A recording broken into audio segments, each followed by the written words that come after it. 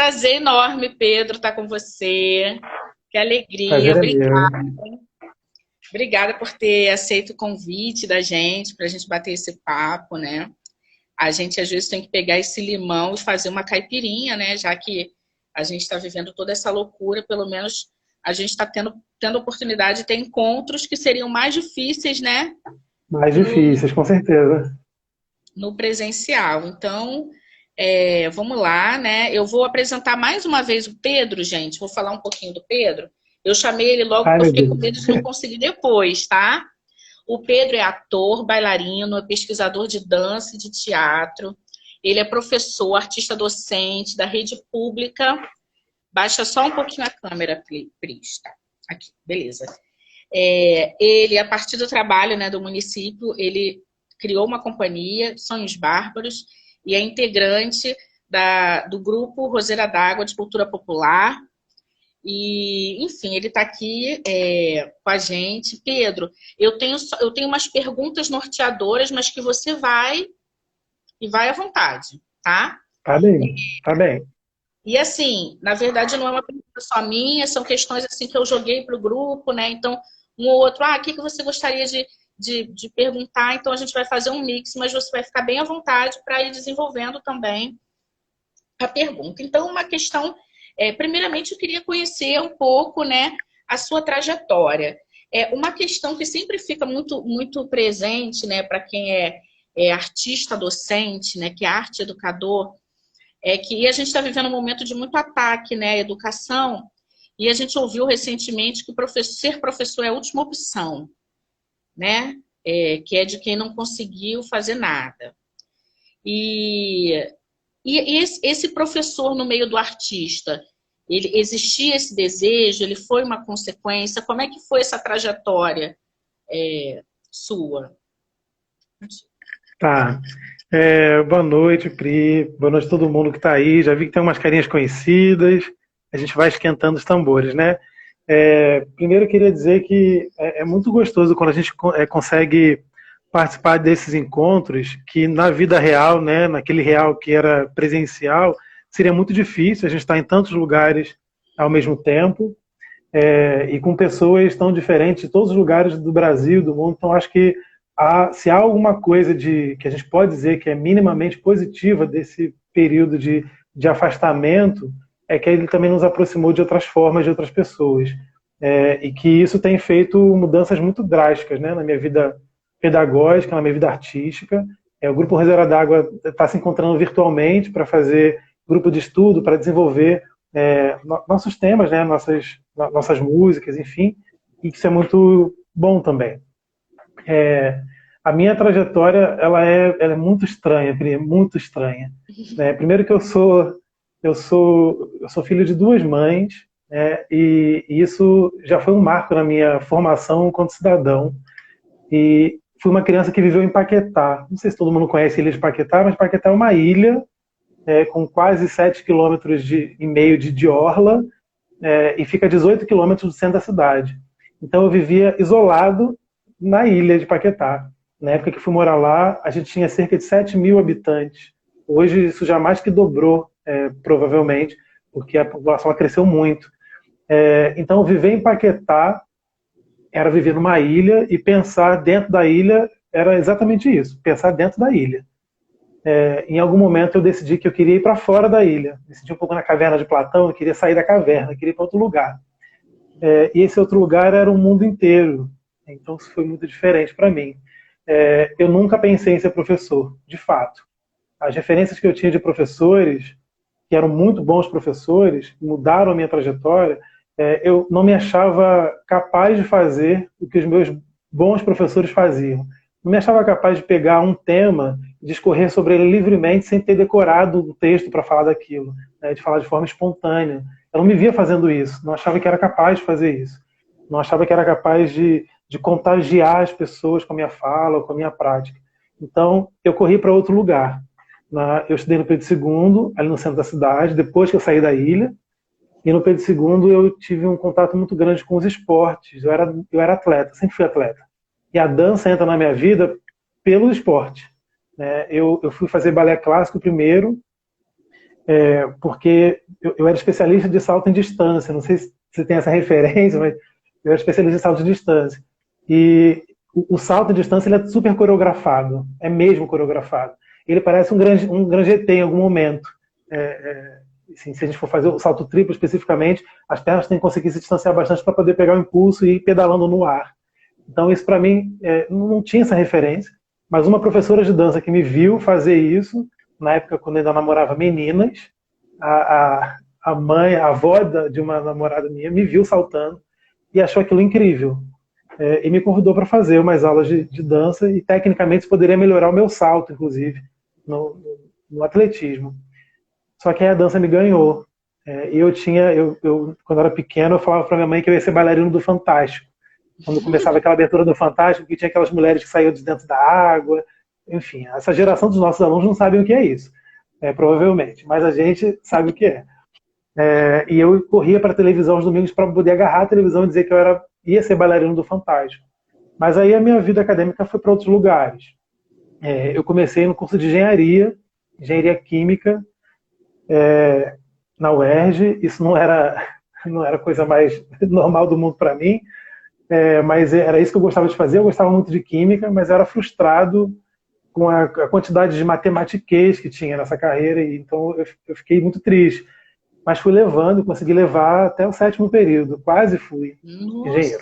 7º período. Bateu na trave. E aí paralelamente com isso, eu fazia dança na UFRJ.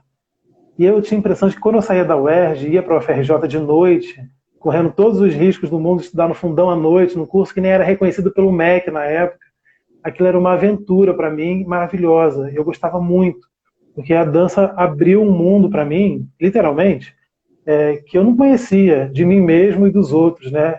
Pela dança eu conheci o Brasil quase todo, pela dança eu conheci alguns lugares do mundo, pela dança eu conheci estilos, né, de dançar diferentes, formas de dançar diferentes. A dança me fez descobrir um corpo que eu não sabia que existia. Então a minha trajetória é essa, artisticamente falando. A educação chega um tempo depois, quando eu me deparei durante uma apresentação de dança, de teatro, com a Companhia Folclórica do Rio, num lugar onde era muito distante, um circuito de apresentações pelo Sesc, e a gente fez uma apresentação num lugar muito distante, na Baixada Fluminense, e nessa apresentação, ao final dela, tinha um monte de crianças e velhinhos pedindo autógrafo da gente, uma tietagem que não é comum para dança, né? Não é comum. A gente fez isso na televisão, no teatro, em alguma medida, mas para dança isso não é muito comum. E aí tinha uma menina muito pequenininha, ela estava ali na primeira infância ainda, muito baixinha. Eu ajoelhei para falar com ela, porque ela estava puxando assim minha calça para falar comigo, e ela estava chorando muito, emocionada pra caramba, porque ela achou lindo aqueles bonecos enormes da companhia, aquelas cores, os figurinos, as saias rodadas, aquele canto popular. E ela perguntava assim, fez 2 perguntas. Falou: tio, eu sempre quis ser isso, por que eu não posso ser isso? Por que na minha escola não tem isso? Essas 2 perguntas acabaram comigo.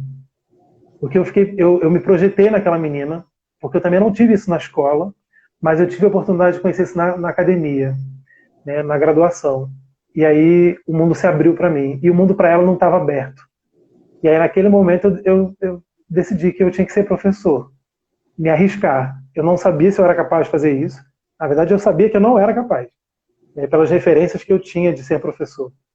E aí eu fui estudar para ser professor de artes cênicas, né? Eu sou professor de artes cênicas na rede municipal, onde eu trabalho com teatro e com dança. E essa é a minha trajetória para chegar na dança como prática de ensino, né? Essa é a minha trajetória. Que lindeza, que lindeza. É realmente surpreendente, assim, imaginar que você era do atletismo, assim. É muito louco, né? Mais uma coisa que a gente realmente... uma oportunidade da gente se aproximar, né? Porque a gente se conhece, né, há tanto tempo e tal, e talvez nem tenha noção da história, né, da trajetória um do outro. Então, vamos lá. Como é que foi, assim, que você... Tem uma pergunta aqui que é da Renata Versari. Renata Versari, você conhece? Conheço. É diretora aí também do município, né, da Prefeitura do Rio, nossa brincante, queridíssima. Como é que foi implementar a dança dentro, né, da escola dentro do município do Rio, a questão de espaços, desafios, porque eu não sei como é da prefeitura, eu fui muitos anos do Estado, e eu sei que a gente tem toda uma burocracia de ter que ter diários, de ter que ter provas, de ter que ter avaliação, sala de aula cheia de cadeira e mesa, pessoal entendendo que a aula de artes se bem que lá já é artes cênicas, né? No Estado tem muita coisa. Então você sabe desenhar, sabe fazer mural? É isso. O que o professor de arte vai fazer? Como é que pintou essa... como é que foi esse caminho aí das pedras para implementar a dança, né, dentro da escola? Eu acho que tem um conceito que eu gosto muito, que fez parte da minha trajetória, antes mesmo de eu conhecer esse conceito. Eu conheci primeiro na prática, depois eu fui estudar o que era isso, que é o conceito de aquilombamento. Quando eu cheguei na escola do município, que eu fui destinado a atuar, eu me deparei com uma sala grande, eu tenho que dizer que a escola que eu lecionei, que alguns dos alunos que você tem hoje, que foram meus alunos, não é uma escola, como é que eu posso dizer, um formato super tradicional, porque ela tem uma estrutura que é acima da média, se a gente for entender que o município do Rio de Janeiro é a maior rede municipal de educação da América Latina, que tem 1.640 e poucas escolas. Se a gente entender esse universo, né, a minha escola está muito distante do que a maioria das escolas tem de acessibilidade ou de infraestrutura. Na minha escola eu tinha 3 salas. Uma específica, que é uma sala de artes, que é uma sala voltada para desenho, tinha mesas quadradas, coletivas, tinha tanque para fazer escultura, tinha bancada, tinha um quadro Data Show só meu, tinha ar-condicionado e uma porta que eu nunca trancava, mas só entrava ali quem eu deixava. Eu usava pouco essa sala, porque eu entendia que a estrutura dela não favorecia um trabalho de corpo, mas usei ela muitas vezes quando eu precisei dar aulas mais expositivas, quando eu queria mostrar algum filme, quando eu queria fazer trabalhos manuais, né? Mesmo que fosse para desenvolver dança.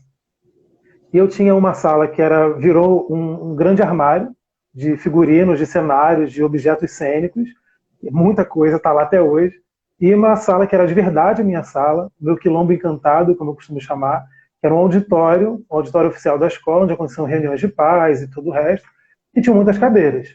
E eu empilhava essas cadeiras sempre, até que eu comecei a pedir para que retirasse aquelas cadeiras de lá, porque eu não queria sentar em cadeira, meus alunos não iam sentar na cadeira. Meus alunos iam escrever no chão, no teto, na parede, no espelho. Minha sala tinha um espelho enorme, era uma sala preparada para aula de dança, o chão não era de dança, mas havia um espelho. Eu tinha uns colchonetes, eu fui colocando alguns elementos também na sala para poder disponibilizar um trabalho melhor de corpo. Então, eu tenho que dizer que isso não é uma realidade comum para todas as escolas do município do Rio de Janeiro. E ainda assim, eu comecei a transformar a minha sala numa espécie de laboratório. Então, era uma zona sempre. Tinha exposições lá dentro, ocupações artísticas lá dentro. Eu fazia um entra e sai danado de um monte de turma, um monte de aluno. Eu colocava coisas no chão, no teto, na parede, escrevia no espelho. Eu nunca escrevia no quadro, eu tinha dificuldade de escrever em quadro. Eu escrevia no espelho. Também é uma estratégia para poder ver o que os alunos estão fazendo atrás de mim. Escrevendo no espelho, eu estou vendo o que eles estão fazendo. Então, eu sempre, enfim, era bom isso. O espelho era muito maior que o quadro também. Então, implementar a dança na escola, pela estrutura, não foi um problema. Quando eu começo a trazer a questão étnico-racial para o ensino de dança, para o ensino de artes cênicas, para o ensino de arte na escola, aí eu começo a ter alguns atritos. Mas atritos que eu nunca supervalorizei. Eu até tenho receio de falar isso, mas eu nunca dei muita confiança para as ignorâncias que eram ditas para mim ou que vinham trazidas de fora para dentro da sala de aula. De professores, de pais, de alunos, de alguns alunos, pouquíssimos alunos, tinham algum tipo de resistência com isso. Quando eu falava de maracatu, de afoxé, de caboclinho, de cultura indígena, de cultura africana, quando eu trazia esse repertório, isso causa um estranhamento que eu espero que cause mesmo, para que as pessoas entendam que isso, por não estar na escola, é isso que causa o estranhamento. Os mestres populares não estão nas salas de aula, em geral, né? Se eu for pensar no universo de 1.640 escolas, não posso dizer que a cultura popular, que a fala dos mestres populares, que a fala da cultura africana, afro-brasileira, indígena, que ela está na escola, não posso dizer. Na minha sala estava e era protagonista 99% do tempo.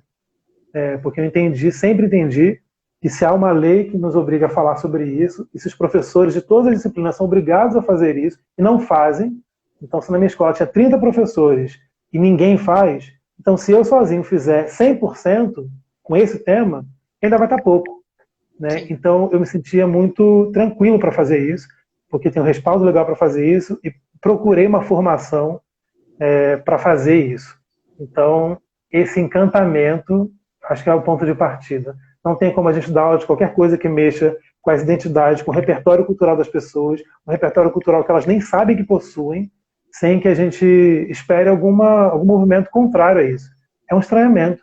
Quando a gente se vê diante de alguma coisa que é estranho para nós, uma aula de algum professor, um mestrado, um doutorado, o cara está falando de um conceito, uma coisa que para você é muito estranho e soa estranho. Você não aceita logo de cara, você questiona, a gente vai rebater, vai refutar, vai comparar, vai propor outro repertório, outras epistemologias. Então, nada mais justo que o aluno também questionar. Eu acho super justo. Aliás, é muito bom que os alunos questionem. Os meus alunos sempre foram estimulados a questionar, a discordar do que eu falava. E quando todo mundo concordava o tempo inteiro, eu brigava ainda. Então, que saco, vocês vão ficar concordando com tudo que eu falo, ficar dizendo amém para tudo que eu estou dizendo? Não. Como é que você sabe que eu não estou inventando isso? Como é que você sabe que eu não estou mentindo, que eu não estou manipulando as informações? Eu acho que isso coloca os alunos como protagonistas dessa história também. E aí, quando entra a dança, quando entra o teatro, quando entra o corpo em movimento, não há mais estranhamento. Não há. Há uma abertura para o diverso. Então isso sempre foi um pouco da minha estratégia, assim. Sempre foi. Encantar, apresentar o estranho, viver o estranho, experimentar o estranho, criar a partir disso que é estranho, até que não seja mais estranho. E chega uma hora que não era mesmo. Chega uma hora que estranho era não fazer isso. Estranho era eu colocar uma música quando eu dava aula de balé, eu colocava música de balé para poder fazer as variações, fazer as combinações todas, né? E às vezes eu pegava, quer saber, vou dar hoje aula de balé com o Emicida. E tá tudo lá, o ritmo tá lá, eu consigo fazer uma sequência de bate-manje, de corde-brás, tudo com uma música do Emicida, eu consigo fazer. O estranho era quando eu não fazia mais isso. Os alunos sempre estranharam muito, quando eu não recorria a esses outros universos que para eles eram estranhos. Seus alunos estão aqui comentando das suas aulas, está aqui o Gabriel, a Sara, aqui falando vontades. Muitas lembranças. Então, deixa eu te perguntar, dentro dessa estrutura, assim, qual foi o seu maior obstáculo? Você teve, assim, entraves em relação à direção da escola, pais de alunos, sobretudo quando a gente aborda questões étnico-raciais, né?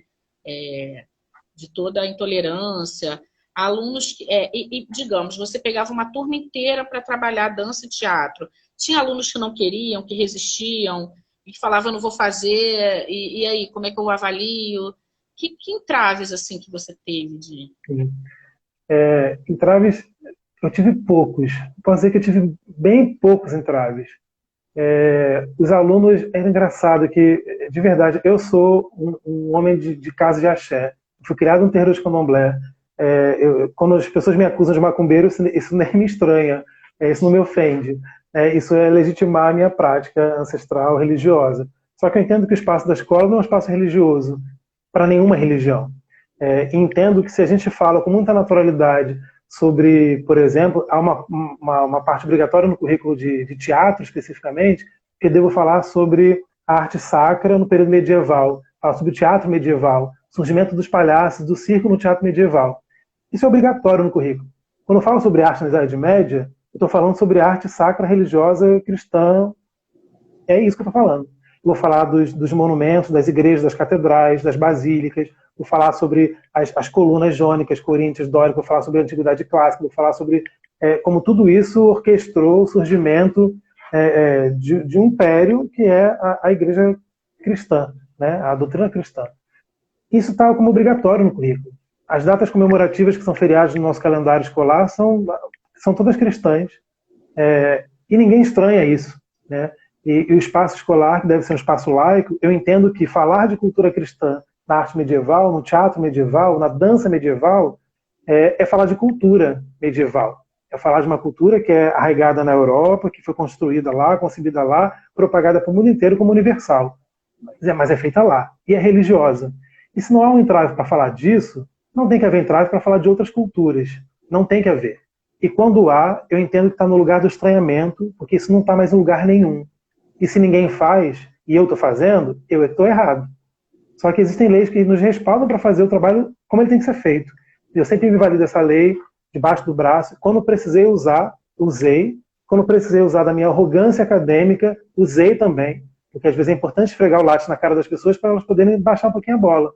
Então, a única vez que eu tive um enfrentamento direto de pais de uma família, de um aluno especificamente, que era muito calado, participava das coisas na medida que ele podia participar, porque ele era muito respeitoso, mas tinha orientações políticas, que eu não preciso mencionar inclinadas para onde, e tinha orientação religiosa, que também não preciso dizer para onde, e fazia eles estranhar no sentido de refutar tudo aquilo que eu estava fazendo. E a família dele uma vez veio me interpelar, um caderninho cheio de anotações, de falas, de coisas que eu tinha dito, supostamente, porque o aluno contou em casa. E aí eu falei, só um instantinho, que eles me pegaram depois do horário do trabalho, eu fiquei quase 2 horas a mais no meu horário de trabalho, para responder ao inquérito que eles estavam querendo instaurar. Eu falei, acho ótimo quando o pai de aluno quer fazer isso, porque é a chance que eu tenho de vomitar o meu currículo na cara deles. É a chance que eu tenho. Então eu peguei todos os livros didáticos, amparados pelo Ministério da Educação, peguei todas a LDB, peguei o Plano Nacional de Educação, peguei o PPP da escola, peguei os meus planos de aula, que sempre muito organizado com isso, todos os meus planos de aula, meu plano de trabalho para o ano inteiro, peguei as minhas referências bibliográficas, coloquei assim, tudo em cima da mesa. Pof, foi bem dramática a cena. Falei, vamos lá, começa a perguntar aí. O que vocês querem perguntar?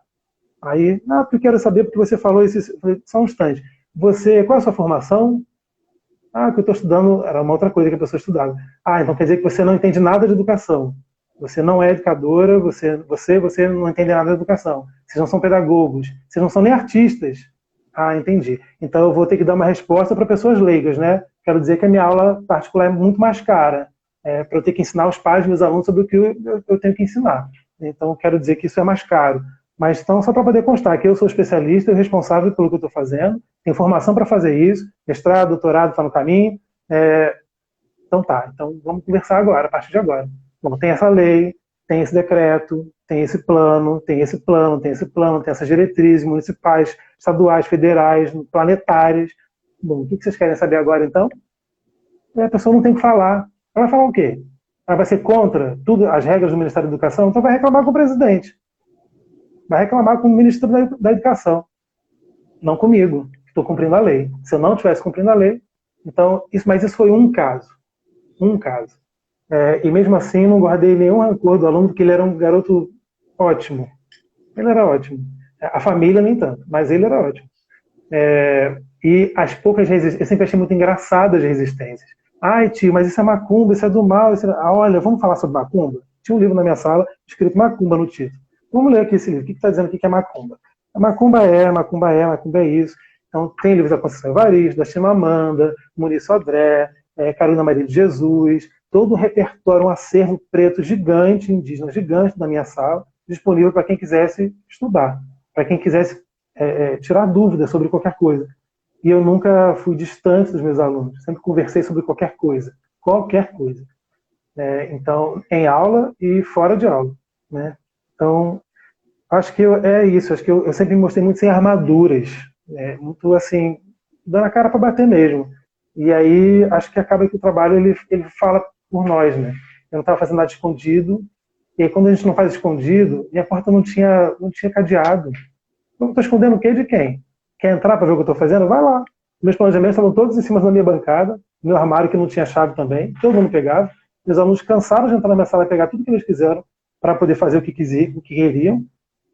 Então, eu acho que quando a gente joga limpo desse jeito, fica mais difícil, né, as pessoas te enredarem em qualquer outra coisa, que você não está com o rabo preso com nada.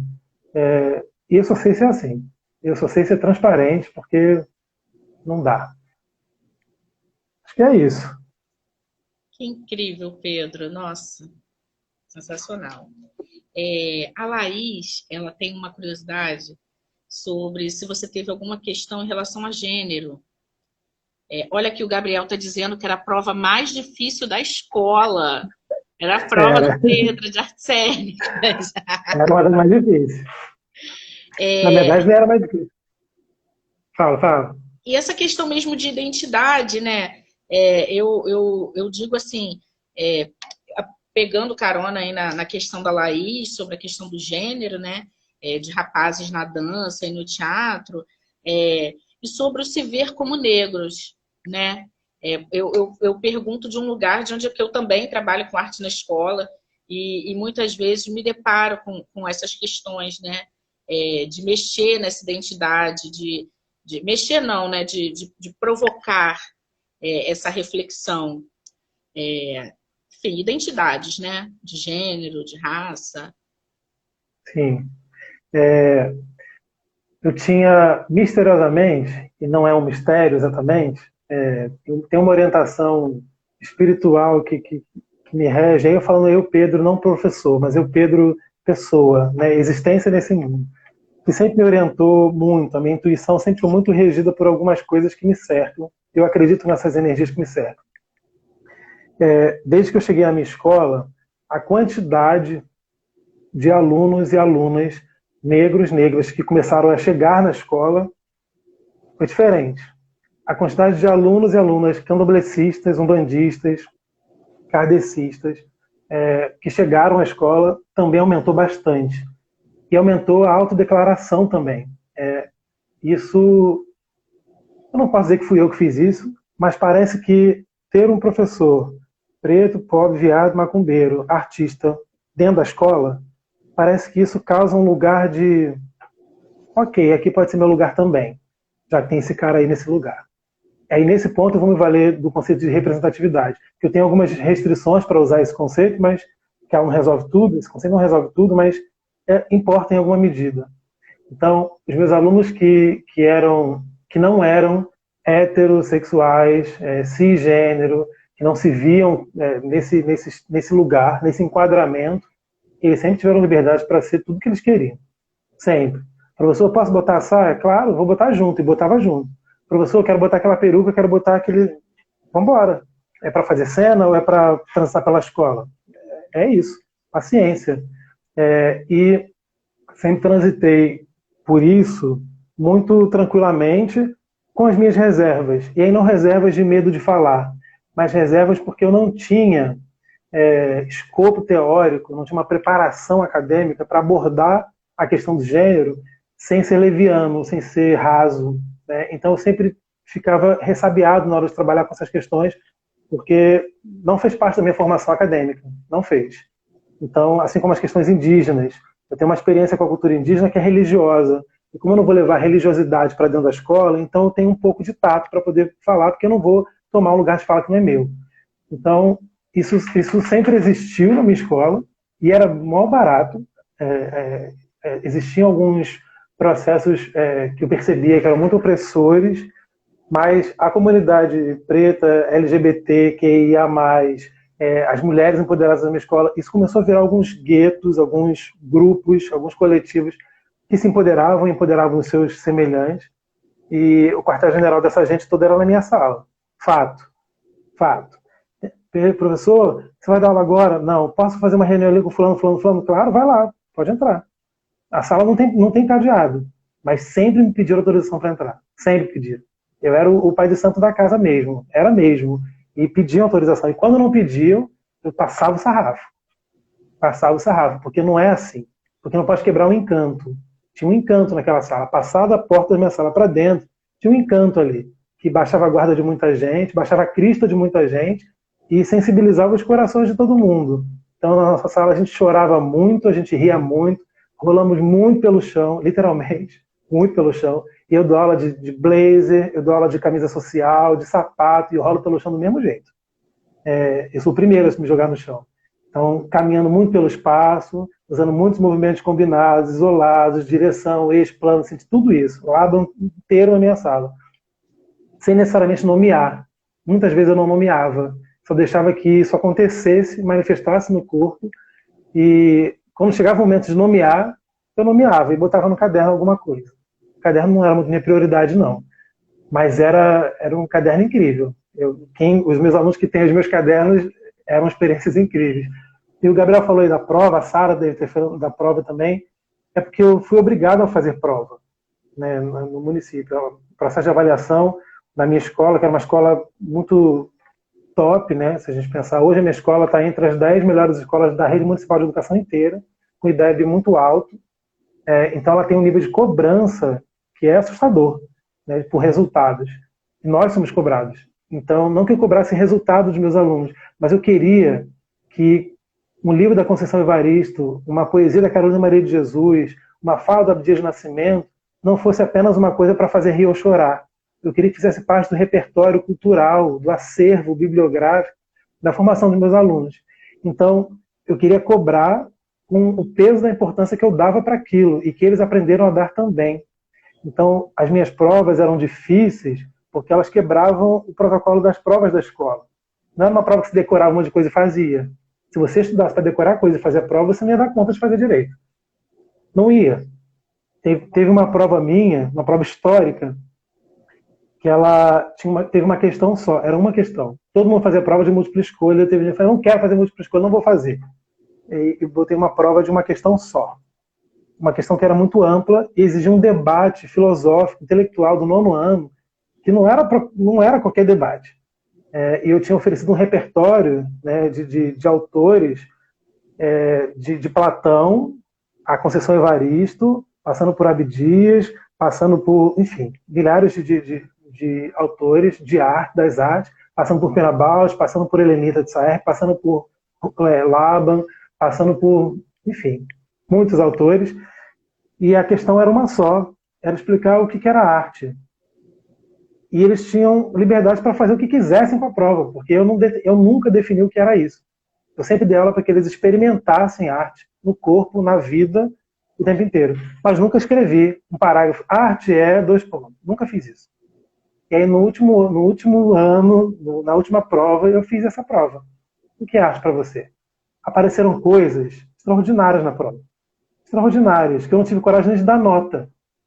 Não tive coragem, no primeiro momento. Depois eu fui olhando o nível de discussão, os debates, as referências bibliográficas que todo mundo colocou na prova. Eu recebi provas com 6 páginas de resposta. Não. 6 páginas de resposta para um aluno de 14, 15 anos. E com um nível, uma riqueza de construção intelectual que tem que ser valorizado. Essa prova foi histórica. Os alunos ficavam sempre na expectativa, quando é que vai aparecer uma dessa de novo? Porque eles reclamavam que era difícil, mas eles tinham uma expectativa muito grande para fazer essa prova, porque eles se enxergavam nessa prova. E tinham liberdade para construir pensamento nessa prova. Eu achava isso incrível. Eu ficava me deleitando, corrigindo essas provas, morria de rir, né, de cada coisa que eles propunham. E alguns tentavam me enfrentar, tentando desmontar alguns argumentos que eu propunha. Eu achava isso incrível. Eu tive um aluno que ganhou um 10 numa prova minha. Eu não dava 10 para todo mundo, não. Eu sou ruim de dar 10. Eu sou muito ruim. 10 tem que ser conquistado assim, tem que ser no dente. E eu lembro que quando eu dei um 10, uma prova que era muito difícil, o 10 veio justamente para um aluno que refutou vários dos meus argumentos, que contestou um monte de coisas que eu tinha falado e propôs um caminho diferente para chegar onde eu queria que ele chegasse. Eu falei, cara, esse garoto tá dando um tapa na minha cara. Tem que ter coragem. Tem que ter coragem. E para isso eu dei 10. Dei mesmo. Foi um dos meus primeiros 10 na escola. E ele se sentiu assim, ele achou que ele ia levar 0. Porque ele não estava falando o que eu disse. Ele estava falando por ele. E eu falei, não, justamente por isso que você ganhou 10. Eu não quero papagaio de pirata do meu lado. O mundo não precisa de mais papagaio de pirata. A gente tem que ter gente pensando. Então, enfim, era isso. A bagunça que eu fazia na escola. Pedro, eu só não sei aqui, não sei se alguém pode me informar. Quando dá 60 minutos da live, ele avisa aqui que falta 5? Não sei. Acho que pode cair, né? A qualquer momento pode cair. Porque aí, se a gente estiver perto de cair, a gente inicia outro, ou se a gente consegue tudo nessa. Quem puder aí me dar uma alô, se vai. Porque eu acho que avisa, né? Que falta 3, que falta 5. Avisa, o Gabriel está dizendo que avisa. Tá. Então, só para a gente encerrar esse momento aqui teórico, e os sonhos bárbaros? Eu acho esse nome lindo demais, lindo demais, lindo demais. E não, a Paris está dizendo que avisa só com 28 segundos. Então, quando estiver faltando, assim, sei lá, uns 2 minutos, é melhor você derrubar a live e voltar depois, do que esperar cair de repente. Paris, você pode me avisar? Porque assim, eu não sei que horas que começou essa live.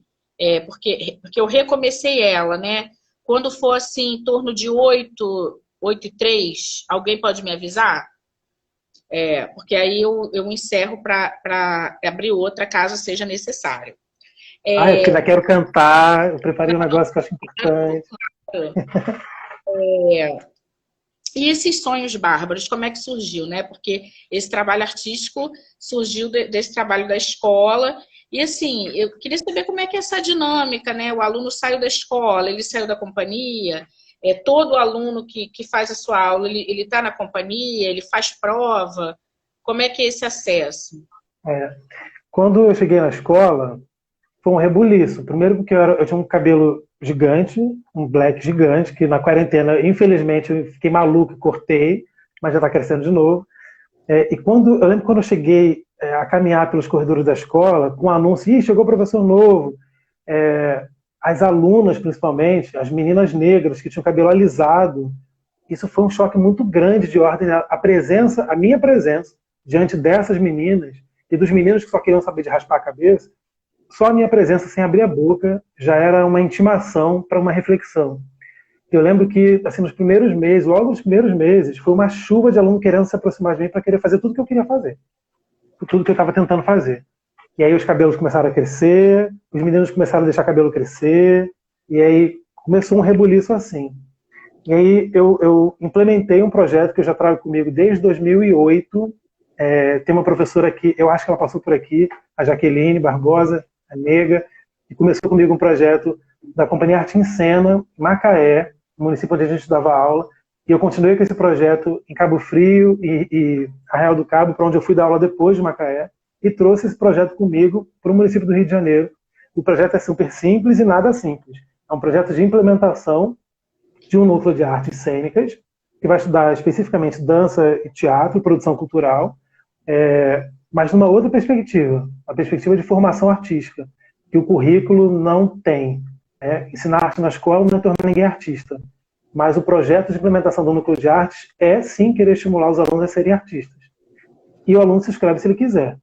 Só que minha surpresa foi, quando eu abri esse projeto na escola, assim que eu entrei, eu peguei o projeto, entreguei na mão da diretora, falei, dá licença, meu nome é Pedro Bárbara, eu tenho mestrado, estou indo para o doutorado, e é isso aqui que eu vou fazer na escola. E ela lê, não, mas calma aí, não, é isso que eu vou fazer na escola. Só para você saber, estou te comunicando. Vou fazer fora do meu horário de trabalho, para não implicar com o horário de ninguém. E vai se inscrever quem quiser e quem os pais autorizarem. Ok? Obrigado. Fui embora. E assim eu comecei. Eu achei que não ia ter uma adesão tão grande como foi nas outras escolas onde eu trabalhei. Não houve uma adesão assim de 100, 200 pessoas. E aconteceu nessa escola. Quando eu me vi, no primeiro dia, com quase 300 alunos querendo se inscrever, eu falei, opa, não tem condições. Onde eu vou enfiar essa gente? E aí eu tive que recorrer a um processo seletivo, que não era um processo seletivo técnico, de ver quem dançava mais e dançava menos.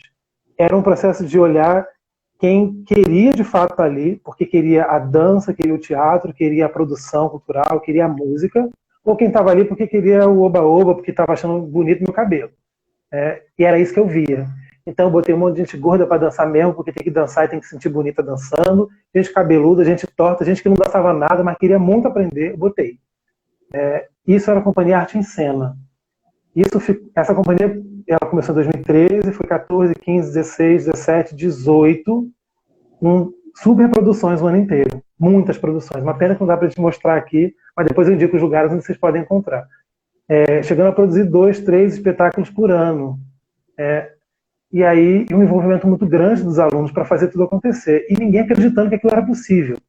E a gente começou a ficar famoso na rede, participando de programas de televisão, de rádio, saindo em reportagem em revista, jornal. Eu dando muita entrevista, dando muito curso, participando dos festivais de dança e de teatro da rede e de música. Até que chegou um momento que eu comecei a perceber que os alunos que iam embora da escola, se formavam no 9º ano, eles voltavam para a escola para ficar fazendo parte do grupo ainda, mas como ex-alunos. Isso começou a criar um transtorno na escola, porque era um número muito grande de ex-alunos querendo voltar, e alunos novos chegando na escola no 7º ano querendo entrar. Eu falei, gente, isso não tem condições de ficar desse jeito. Eu preciso separar essa gente. E aí, a forma que eu encontrei de separar foi criando uma companhia fora da escola. Apenas para alunos que se formaram comigo, que tinham que ter o letramento racial que eu propus, o diálogo com os autores que eu propus, que tinham que saber quem era Pina Bausch, tinha que saber quem era Abdias Nascimento, tinha que saber quem era Augusto Boal, tinha que saber quem era Conceição Evaristo, tinha que saber, né? Pessoas que tinham que ter a sua autoestima já mais elevada para conseguir estar diante de outros cenários, né? Teatros profissionais, festivais de dança profissionais, enfim. E assim começou o projeto das Sonhos Bárbaros, que não tinha esse nome inicialmente. Foi uma aluna que me inspirou, falou: professor, isso que está fazendo é um sonho para todo mundo. O senhor é Bárbara, o senhor é Bárbara, o senhor é Bárbaro, Sonhos Bárbaros. Aí ficou. É um corpo contemporâneo de Sonhos Bárbaros, que é composto só por alunos, ex-alunos, tem que ser ex-aluno, os alunos também não podem participar, os ex-alunos é que podem, e ex-alunos que querem levar a dança, o teatro, a produção cultural, as artes plásticas, num nível outro que não só o pedagógico, mas o profissional.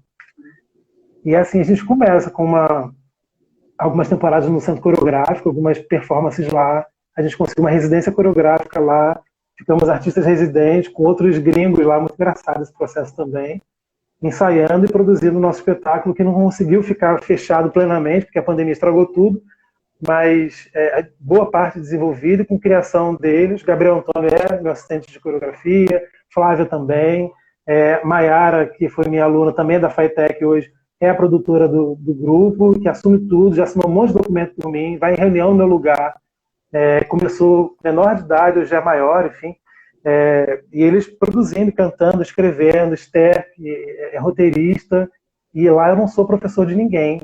Lá eu sou diretor e coreógrafo. E quando eu não estou, eles estão. E ensaiam. E se organizam, porque tem que ser assim. É um projeto de emancipação pós-ensino fundamental, a partir desse diálogo com as artes cênicas. Enfim, é um sonho. É uma loucura. É um sonho.